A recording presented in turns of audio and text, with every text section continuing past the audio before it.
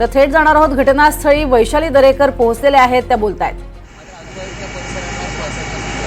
कोणालाच नाही, मी आता तेच म्हणते, ज्यावेळेला मी आता यायला निघाले त्या तिथे काही ज्येष्ठ नागरिक उभे असलेले मला दिसले। मी त्यांना विचारलं, तुम्हाला काही सूचना केली गेली आहे का प्रशासनाकडून? तुम्हाला काही सांगितलं गेलं आहे का की तुम्ही दुसरीकडे सुरक्षित स्थळी तुम्हाला आम्ही हलवतो, तिथे तुम्हाला ठेवतोय काही काळासाठी, तोवर हे बंद होत नाही? त्याने आम्हाला अशी काही सूचना दिली गेली दिसत आम्हाला दिलेली नाही। आम्ही फक्त खाली उतरलो आता घरातून घाबरले आहेत।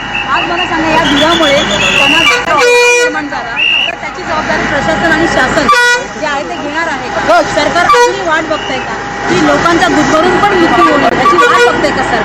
सरकार कुठल्या गोष्टीची वाट बघताय? किती निर्दयी सरकार आहे। मला वाटतं सरकारला अशी जाग येणार नाही असं मला वाटतं। आपल्याकडून काय मागणी होईल आता?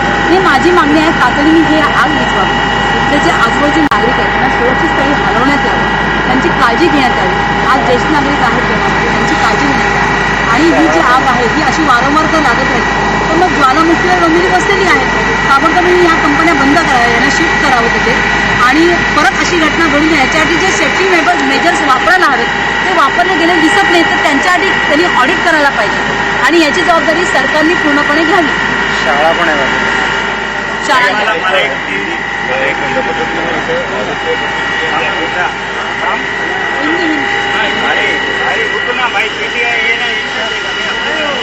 वैशाली दरेकर यांनी प्रतिक्रिया दिलेली आहे। तिथल्या त्या माजी नगरसेविका आहेत आणि नुकत्याच झालेल्या लोकसभा निवडणुकीत त्या उमेदवारही होत्या। मात्र या संपूर्ण प्रकरणामध्ये जबाबदारी कोण घेणार असा सवालही उपस्थित केला जातोय। या संदर्भात पोलिसांनी इथे ह्या सगळ्या घडलेल्या दुर्घटनेनंतर पोलिसांनी काय प्रतिक्रिया दिली ती ही पाहूयात। आत्ताची स्थिती काय? सकाळी एक 10:30 पावणे 11च्या दरम्यान इंडो अमाइन्स लिमिटेड या कंपनीमध्ये आग लागली आणि ती आग त्या कंपनीसोबतच शेजारी जी मालदे कॅपॅसिटर्स कंपनी आहे त्या कंपनीला पण ती पसरली।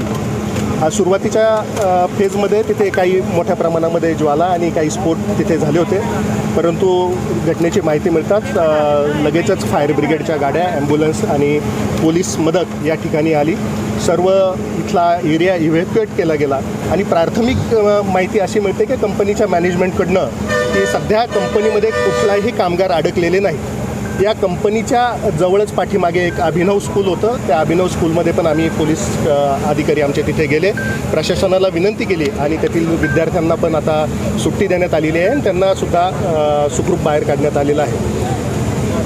सध्याची काय नेमकी आहे आणि कधीपर्यंत आगीवरती नियंत्रण मिळवण्यामध्ये? सध्या आता आग सध्या पूर्णपणे नियंत्रणात आहे। साधारणतः एक अर्धा पाऊण तासामध्ये आग पूर्ण विझेल।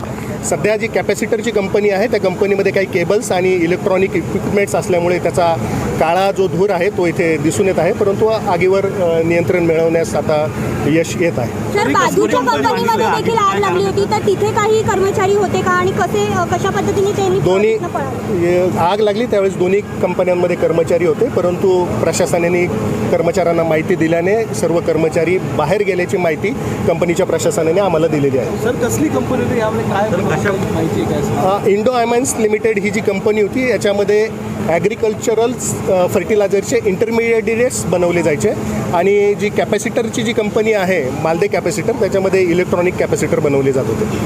धन्यवाद। कारण काय कळू शकते का? आगीचं कारण अद्यापपर्यंत कळलेलं नाही, त्याच्या इन्व्हेस्टिगेशन नंतरच आपल्याला कारणापर्यंत अशा कंपन्यांवर कारवाई केली जाणार असं कारवाई होत नाही। सदर याची शासन दरबारी दखल घेण्यात आलेली आहे आणि शासन दरबारी पॉलिसी ठरवण्याचं काम चालू आहे। ठीक आहे, थँक्यू।